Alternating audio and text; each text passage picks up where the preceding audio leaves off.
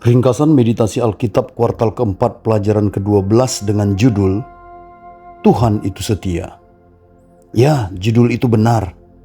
Tuhan setia kepada kita dalam segala perkara. Dia tak pernah meninggalkan kita sesaat pun. Itu sebabnya ketika kita merasakan kegagalan, kejatuhan, kelemahan dan berbagai-bagai keadaan yang menyakitkan, kita tak perlu mencari Tuhan. Sebab kita bukan sedang kehilangan Tuhan, tapi kita kehilangan jawaban. Yang kita cari bukan Tuhan, tapi yang kita cari adalah jawaban. Jawaban tentang mengapa kita menjadi buta melihat Tuhan yang sebetulnya senantiasa bersama kita. Kata Ibrani untuk setia adalah emunah. Konteksnya selalu menunjuk pada perjanjian yang diucapkan Allah sendiri kepada umatnya. Mazmur 103:17. Kasih setia Tuhan kepada orang yang takut akan Dia dari selama-lamanya sampai selama-lamanya. Yeremia 22:40-41. Aku akan mengikat perjanjian kekal dengan mereka. Aku tidak akan berhenti berbuat baik kepada mereka.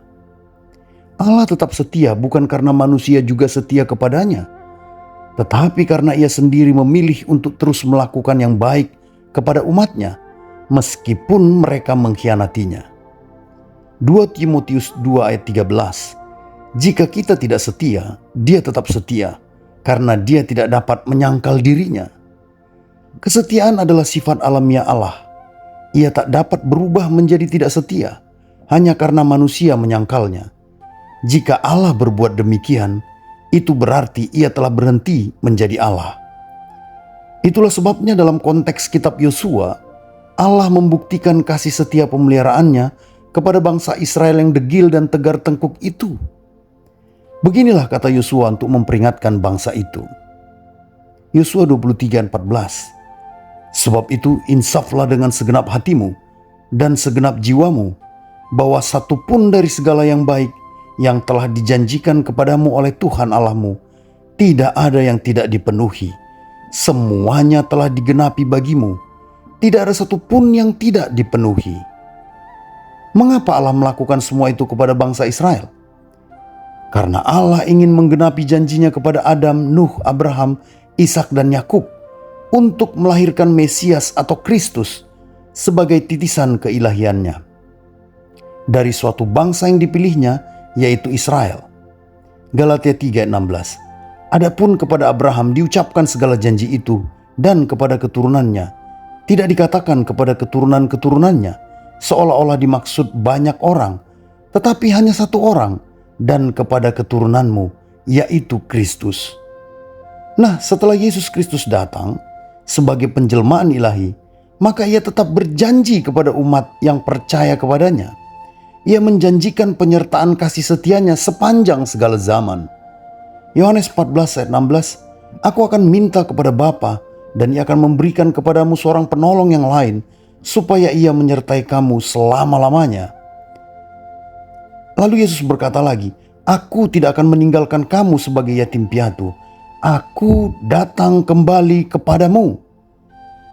Itulah sebabnya Roh Kudus adalah cara Yesus untuk datang kembali dan tinggal bersama umatnya.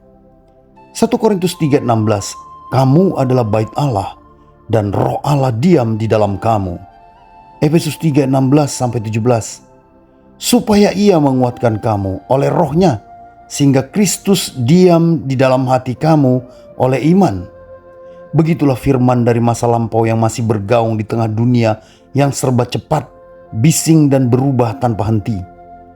Di zaman ketika orang mudah mengingkari kata-kata, ketika janji hanya menjadi teks singkat yang bisa dihapus, Tuhan tetap berdiri sebagai pribadi yang tidak pernah menarik kembali firman-Nya.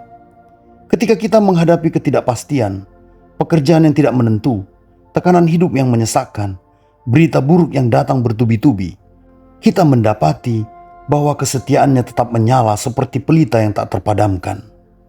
Di tengah kecemasan akan masa depan, Tuhan berbisik lembut, Apa yang telah kuucapkan atas hidupmu tetap dalam genggamanku. Janjinya tidak terikat algoritma, tidak bergantung kepada keadaan ekonomi, tidak dipengaruhi opini manusia. Ia bekerja dalam diam, di ruang hati yang letih, di langkah kecil yang kita ambil dengan sisa keberanian, dan di derai air mata yang kita bawa ke hadapannya. Dan seperti Israel yang melihat setiap janji digenapi, kita pun akan melihat hal yang sama pada waktunya. Tuhan tidak pernah gagal, firman-Nya tidak pernah jatuh sia-sia, kesetiaannya tetap menjadi jangkar bagi generasi yang hidup di tengah badai zaman.